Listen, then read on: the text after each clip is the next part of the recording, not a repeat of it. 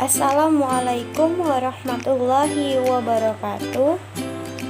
Saya Noperia Pradila dengan NIM 0306193202.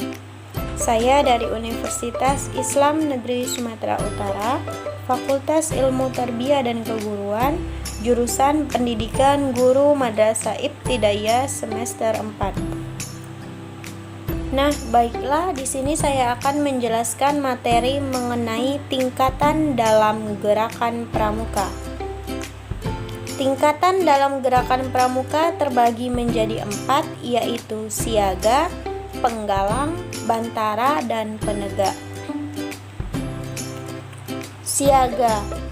Anggota pramuka siaga berkisar pada usia 7-10 tahun.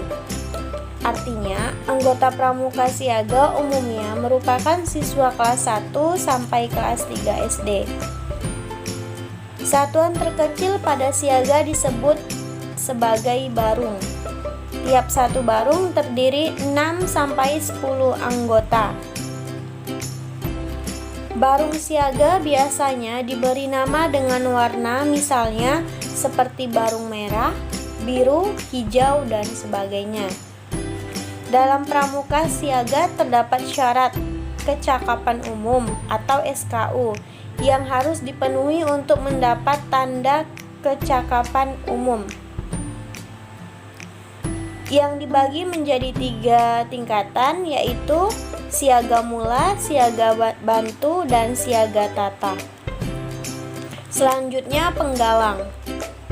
Tingkatan dalam pramuka yang kedua adalah penggalang. Anggota pramuka penggalang berkisar pada usia 11-15 tahun.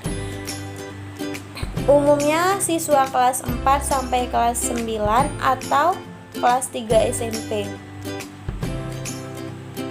Tiap satu regu terdiri dari 8 anggota dan dipimpin oleh pimpinan regu. Beberapa regu dihimpun dalam satuan besar yang disebut pasukan. Tiap pasukan dipimpin oleh seorang pemimpin regu atau pratama. Regu penggalang dibedakan menjadi regu penggalang putra dan regu penggalang putri. Untuk regu penggalang putra menggunakan nama-nama hewan seperti harimau, elang, kobra, kalajengking, dan buaya. Sedangkan putri menggunakan nama-nama bunga seperti mawar, anggrek, kamboja, dan melati. Dalam pramuka penggalang terdapat syarat kecakapan umum atau SKU yang harus dipenuhi untuk mendapat tanda kecakapan umum atau TKU, yang dibagi menjadi 4 tingkatan. Tingkatan pramuka penggalang diantaranya penggalang ramu, rakit, terap, dan garuda. Nah, selanjutnya yang ketiga, tingkatan dalam pramuka yang ketiga adalah penegak. Anggota pramuka penegak berkisar pada usia 16-20 tahun. Artinya, anggota pramuka penegak umumnya merupakan siswa kelas 1 SMA sampai dengan perguruan tinggi. Satuan kecil pada siaga disebut sangga, yang terdiri dari 6-8 anggota dipimpin oleh sangga.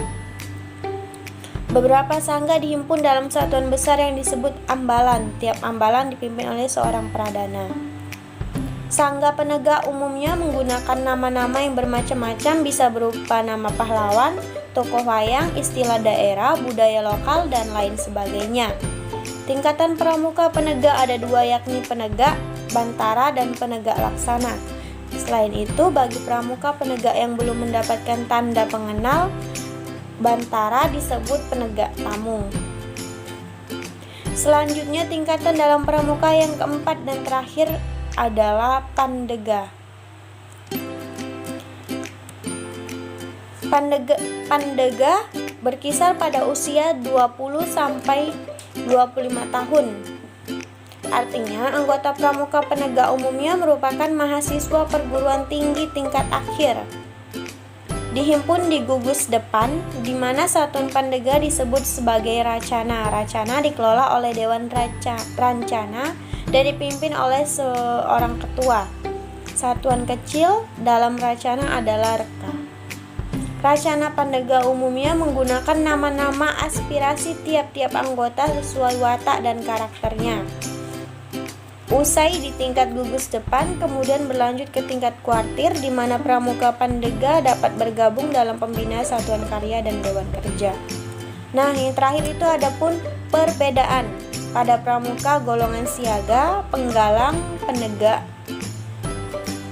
Antara lain, satu itu ada usia, kedua warna dalam membedakan golongan, ketiga kurikulum atau SKU, SKK atau SKG, keempat kiasan dasar, kelima jenis kegiatannya, keenam seragam beserta tanda atau atribut, yang ketujuh tingkatan-tingkatan sesuai golongannya, delapan kode kehormatan yaitu Satya dan Dharma, kesembilan formasi barisan, yang terakhir nama kelompok dalam setiap golongan. Nah, sekian dari apa yang telah saya sampaikan. Semoga bermanfaat bagi teman-teman sekalian. Kurang dan lebihnya saya mohon maaf. Wabillahi taufiq wal hidayah. Wassalamualaikum warahmatullahi wabarakatuh.